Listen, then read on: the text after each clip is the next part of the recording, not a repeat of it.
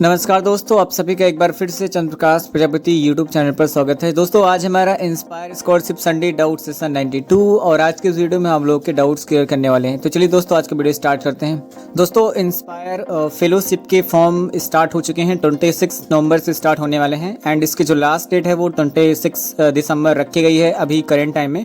अगर आप inspire fellowship के बारे में नहीं जानते हैं तो आप वेट कर लीजिए 2-3 दिनों का। 2-3 दिन के अंदर हमारी वीडियोज़ आएगी, अच्छे तरीके से इसके बारे में बताया जाएगा कि इंस्पायर फेलोशिप क्या है, इसका क्या एलिजिबिलिटी क्राइटेरिया है। फिलहाल अभी मैं आपको यही बता रहा हूँ कि इंस्पायर फेलोशिप जो पीएचडी करते हैं स्टूडेंट उन्हीं के लिए रहती है एंड इसका एलिजिबिलिटी क्राइटेरिया वगैरह क्या रहेगा ये सब कुछ आपको एडवर्टाइजमेंट आने के बाद में पता चल जाएगा, क्योंकि अभी इंस्पायर डीएसटी ने इसका एडवर्टाइजमेंट रिलीज नहीं किया है।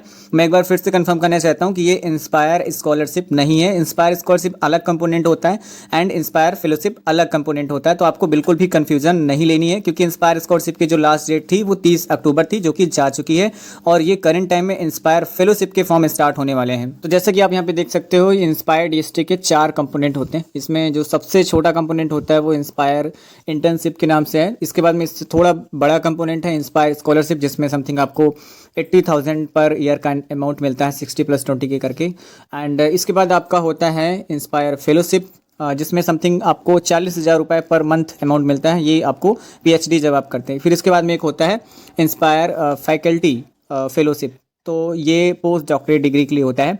तो दोस्तों आपको बिल्कुल भी कंफ्यूज नहीं होना है, ये इंस्पायर फेलोशिप के फॉर्म स्टार्ट होने वाले हैं एंड इसके रिगार्डिंग आप चाहो तो अगर अभी वीडियोस देखना चाहते हो तो आपको मैं वीडियो के डिस्क्रिप्शन में इंस्पायर फेलोशिप का एक वीडियो लिंक दे दूंगा। पिछले साल की वीडियो है, आप उसको जाके देख सकते हो। सारी चीज़ें सेम रहने वाली, खाली डेट का ही यहाँ पे अंतर है। तो चलिए दोस्तों यहाँ से हम अपने डाउट्स को ले लेते हैं। तो यहाँ पे काफ़ी ज़्यादा स्टूडेंट्स हैं जिनकी स्कॉलरशिप सैंक्शन हो चुकी है एंड वो कंटिन्यू पूछ रहे हैं कि स्कॉलरशिप तो सैंक्शन हो चुकी है लेकिन अभी तक उनके बैंक अकाउंट में पैसे क्रेडिट नहीं हुए, कब तक क्रेडिट हो सकते हैं। तो दोस्तों यहाँ पे जो स्कॉलरशिप ये आपकी अंडर प्रोसेस में है और ये जो डिले हो रहा है ये सिर्फ और सिर्फ आपके बैंक के साइड से ही हो रहा है एंड ये बहुत ही जल्द ही स्कॉलरशिप आपके बैंक अकाउंट में आने वाली है, जिसमें जो सबसे जल्दी आने के चांसेस हैं वो बैच 2023 के हैं। 23 बैच के अभी भी थोड़े बहुत चांसेस बच रहे हैं कि एंड ऑफ नवंबर तक आपके बैंक अकाउंट में आ जाए, और अगर नहीं भी आती है तो फिर दिसंबर के फर्स्ट वीक या सेकंड वीक तक तो आ ही जाएगी। एंड इसके अलावा जो बाकी के और बैच जैसे कि बैच 2022 है, 21 है, 20 है, इन बैचेस की भी स्कॉलरशिप दिसंबर मंथ में आ जाएगी। तो आप लोग बिल्कुल भी परेशान मत होइए, पैनिक मत होइए। ये गवर्नमेंट स्कॉलरशिप है, थोड़ा बहुत तो टाइम लगता ही है आपके बैंक अकाउंट में पैसे आने में। आगे बात कर लेते हैं इंस्पायर स्कॉलरशिप बैच 2023 के स्टूडेंट, ऐसे स्टूडेंट जिनका नाम अबेयंस लिस्ट में है, यानी कि उन्होंने इंस्पायर का फॉर्म भरने में कुछ ना कुछ मिस्टेक की होगी या फिर और भी बहुत सारे रीजन हो सकते हैं जिसकी वजह से उनका नाम अबेयंस में गया है, यानी कि कट ऑफ तो क्लियर है एंड उनका एप्लीकेशन फॉर्म अभी भी इन प्रोग्रेस में दिखा रहा है। एंड जो भी बैच 2023 के बच्चे हैं काफ़ी ज़्यादा परेशान हैं कि अभी तक हमारा ऑफर लेटर नहीं आया है। तो देखिए मैं आपको एक बात कहना चाहता हूँ कि हर साल ज़्यादातर जो अबेयंस वाले के बच्चे जो भी स्टूडेंट रहते हैं उनके जो ऑफर लेटर हैं वो दिसंबर या फिर जैन तक आ जाते हैं। तो दिसंबर आने वाला है तो हम लोग एक काम करेंगे, इस बार दिसंबर में आप लोगों के लिए एक स्पेशल वीडियो बनाएंगे, खास करके जो अबेयंस वाले हैं उसमें मेल कैसे करना इंस्पायर डीएसटी को वो तरीका बताएंगे। तो आप लोग क्या करना, वैसे ही सिमिलर मेल कर देना, एक साथ आपसे मेल करवा देंगे तो एक बार रिमाइंड हो जाएगा इंस्पायर डीएसटी को, उनको भी पता लग जाएगा कि हाँ कुछ बच्चे छूटे हुए हैं जिनका ऑफर लेटर हमने नहीं दिया। तो जो प्रोसेस जहाँ पे डिले हो रहा है वो उसको जल्दी करवा देंगे एंड एट लास्ट दिसंबर तक वो लोग आपका ऑफर लेटर जरूर प्रोवाइड कर देंगे। दोस्तों हम अपना अगला क्वेश्चन देख लेते हैं। हेलो सर, मैं 2023 बैच के स्टूडेंट हूँ। सर मैंने सितंबर में बैंक डिटेल्स अपलोड करवाए थे, वेरीफाइड भी हो गए थे एंड नवंबर में स्टार्ट में मार्कशीट और परफॉर्मेंस रिपोर्ट अपलोड करवा दी, बट अब प्रिंट एप्लीकेशन पर क्लिक करने पर पासबुक और आधार कार्ड नहीं है, गायब हो गए हैं। बाकी सारे डॉक्यूमेंट्स हैं, मार्कशीट भी हैं। सर प्लीज़ सॉल्यूशन बता दें, कुछ समझ नहीं आ रहा है। तो मैं आपको जानकारी के लिए बता दूं कि ऐसा कभी होता ही नहीं है कि जब भी आप प्रिंट एप्लीकेशन पर क्लिक करो तो आपका बैंक पासबुक और आधार कार्ड भी प्रिंट होके आए। तो ये जो 2 डॉक्यूमेंट हैं आपके बैंक पासबुक और आधार कार्ड, ये कभी भी प्रिंट एप्लीकेशन फॉर्म में प्रिंट होके नहीं आते हैं। इसके अलावा जो आप बीएससी के डॉक्यूमेंट्स अपलोड करते हो, मार्कशीट एंड परफॉर्मेंस रिपोर्ट वगैरह, वो आपके एप्लीकेशन फॉर्म में दिखते हैं। तो ये पहले भी नहीं दिख रहे थे, आपने ध्यान नहीं दिया होगा, आपने बाद में किसी दिन प्रिंट करके देखा होगा तो आपको बैंक डिटेल्स के जो डॉक्यूमेंट है वो नहीं दिखे, तो आप उससे परेशान हो। जिसमें कोई भी परेशान परेशान होने की आवश्यकता नहीं है। और अगर आप बीएससी के डॉक्यूमेंट्स अपलोड करने के लिए एबल हो और आपने कर दिए हैं, इसका मतलब आपके ऑलरेडी बैंक डिटेल्स वेरीफाइड हो चुके हैं एंड आपको कोई भी टेंशन लेने की जरूरत नहीं, जस्ट आप स्कॉलरशिप आने का इंतजार करें। अगला क्वेश्चन देख लेते हैं। भैया मैंने 2023 बैच में फॉर्म अप्लाई किया था और अभी तक मेरा बीएससी सेकेंड सेम का रिजल्ट भी नहीं आया है, तो मैंने अभी तक मार्कशीट अपलोड नहीं किया है, कोई प्रॉब्लम हो सकती है क्या? MGSU यूनिवर्सिटी है और फर्स्ट किस्त कब तक आएगी, प्लीज़ रिप्लाई मी। देखिए, एक तरफ जहां पर बच्चों की स्कॉलरशिप सैंक्शन हो चुकी है, बैंक अकाउंट में आने वाली है, वहीं तरफ कुछ ऐसे भी बच्चे हैं जिनका अभी रिजल्ट नहीं आया है। एंड अगर मैं बात करूं बैच 2023 की, जो पहली किस्त है वो 13 सितंबर को आई हुई थी, बहुत सारे बच्चों की तो ऑलरेडी आ चुकी है। इसके बाद जो दूसरी इंस्टॉलमेंट मतलब दूसरी जो किस्त है, जो ट्रांजैक्शन है, ये भी होने वाला है, हो सकता है नवंबर के एंड में हो जाए या फिर दिसंबर के फर्स्ट वीक तक हो जाए, ये भी आने वाला है। एंड अभी भी बहुत सारे ऐसे बच्चे मिलेंगे हमको जिनके रिजल्ट्स बहुत डिले आएंगे, कुछ लोगों का रिजल्ट मार्च अप्रैल तक भी आएगा। तो आप लोगों को परेशान होने की जरूरत नहीं है। आप जब भी अपने बीएससी फर्स्ट ईयर के यानी कि बोथ सेम रिजल्ट अपलोड करोगे, आने वाले उसके आगे के जो आने वाले 3 से 4 महीने होते हैं, यूजली स्कॉलरशिप आपके बैंक अकाउंट में क्रेडिट हो जाती है, तो आपको बिल्कुल भी टेंशन नहीं लेने का। अगला क्वेश्चन देख लेते हैं।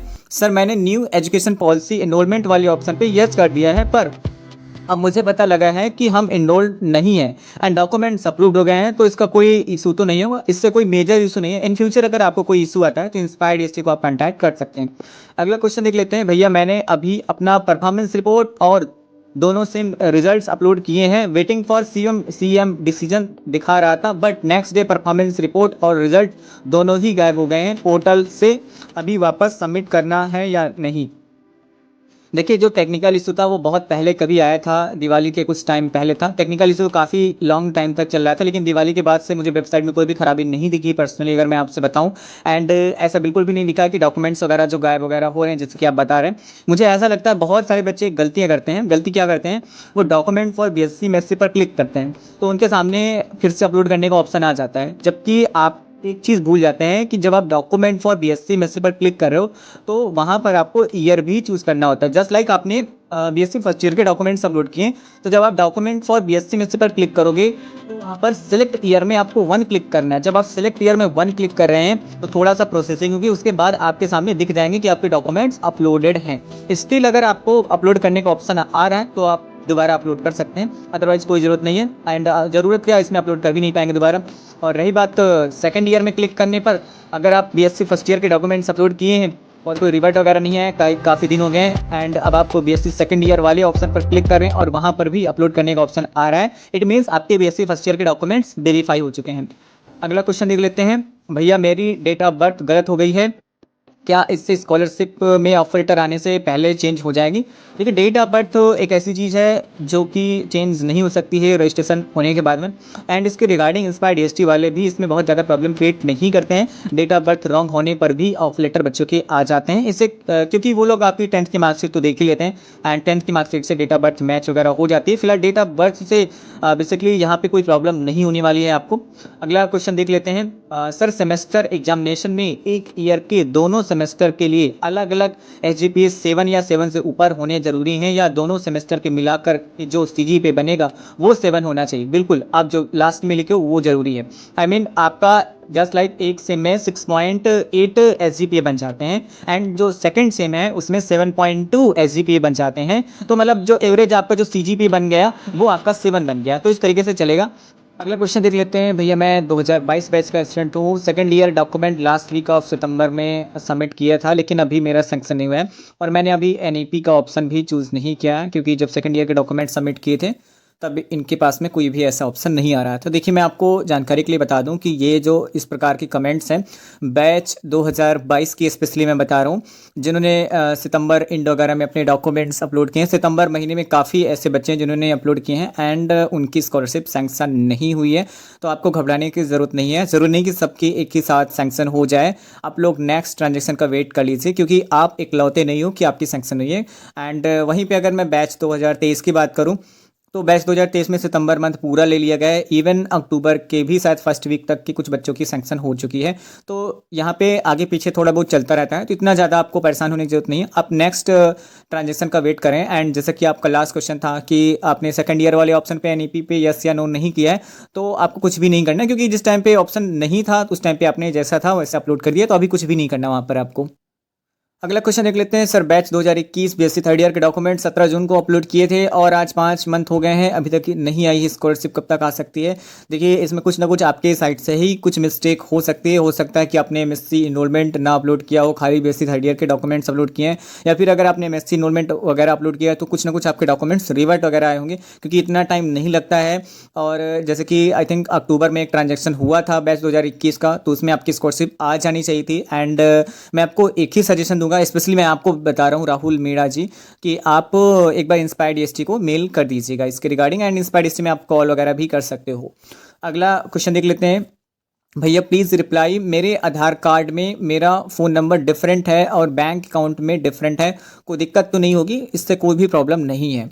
अगला क्वेश्चन देख लेते हैं। भैया 4 नवंबर को रिजल्ट अपलोड किया, कब तक सैंक्शन हो सकता है? देखिए आप लोगों को मैं बताना चाहूँगा विशाल जी कि कई बार ऐसा होता है कि स्कॉलरशिप विदाउट सैंक्शन भी आ जाती है, तो जरूरी नहीं कि हमेशा हर बार सैंक्शन ही हो। आप ये पूछा करिए कि कब तक बैंक अकाउंट में आ जाएगी। तो जो बैंक अकाउंट का जो टाइमिंग है वो लगभग 3 से 4 महीना ही होती है। तो आपने नवंबर में अपलोड किए हैं, तो आप ये मान लीजिए कि 3 से 4 महीने का इंतजार करो, आपकी स्कॉलरशिप आपके बैंक अकाउंट में क्रेडिट हो जाएगी। अगला क्वेश्चन देख लेते हैं। सर प्लीज़ मैं 2024 बैच का स्टूडेंट हूँ, मैंने इंस्पायर स्कॉलरशिप अप्लाई कर दिया और मैंने अभी तक बैंक अकाउंट ओपन नहीं कराया है, कोई प्रॉब्लम तो नहीं होगी सर? इसमें आपने हंसने वाली इमोजी लगाए हैं, मुझे नहीं लगता इसमें कोई हंसने वाली बात है। देखिए बैंक जो डिटेल्स हैं ये दोस्तों आपके ऑफर लेटर आने के बाद ऑप्शन मिलता है आपको bank account and Aadhaar card वगैरह अपलोड करने का। तो ये समथिंग हर साल जून में ऑफर लेटर आते हैं, तो इस बार भी हम यही एक्सपेक्ट कर रहे हैं कि जो भी बच्चे बैच 2024 के हैं जून 2025 तक आपके ऑफर लेटर आ जाएंगे। एंड ऑफर लेटर आने के बाद में उसके बारे में हम वीडियोस बनाएंगे, क्या आगे का प्रोसेस सब कुछ बताएंगे, तभी आपको बैंक वगैरह की ज़रूरत पड़ेगी। एंड बैंक अकाउंट ओपन कराने के लिए आपको प्रॉपर 6 महीने का टाइम दिया जाएगा और आराम से सब कुछ हो जाएगा, कोई भी दिक्कत वाली बात नहीं है। तो दोस्तों आज का संडे डाउट सेशन यहीं तक। अगर आपके मन में कोई डाउट है तो आप इसी वीडियो के नीचे कमेंट कर सकते हो। नेक्स्ट संडे डाउट सेशन में इसको हम जरूर दिखाने की पूरी कोशिश करेंगे। Thank you.